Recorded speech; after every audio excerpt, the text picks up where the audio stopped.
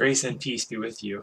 Hi, my name is Mark. I'm the pastor at Sycamore Creek in Potterville. I have a brief thought for you today. It is from Psalm 67, and it's about blessing.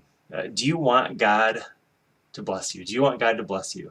I think it would be a pretty interesting individual who would say no to that question. I think most of us, whatever we might believe about God, well, we would say, yes, I do want God to bless me. Now, I may not need to convince you today to desire God's blessing, but I think the why behind God's blessing is really important, and it's revealed in Psalm 67, this very important little psalm.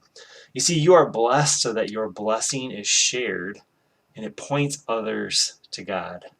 Psalm 67, it opens with the priestly blessing from Numbers in verse 1 of the psalm, and then it transitions to language that's reminiscent of God's covenant with Abraham in Genesis chapter 12. May God's ways be known to all the earth, God's salvation among all nations.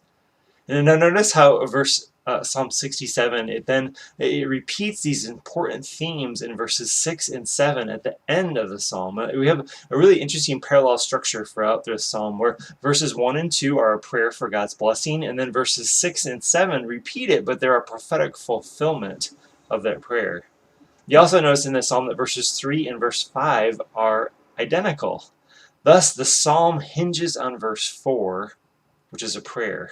It's a prayer for the gladness and joy of the nations who submit to God and to God's rule. May we do that today. May we give ourselves to God and to God's blessing, and may you share that blessing with others so that they might know the one true God as well. Grace and peace be with you.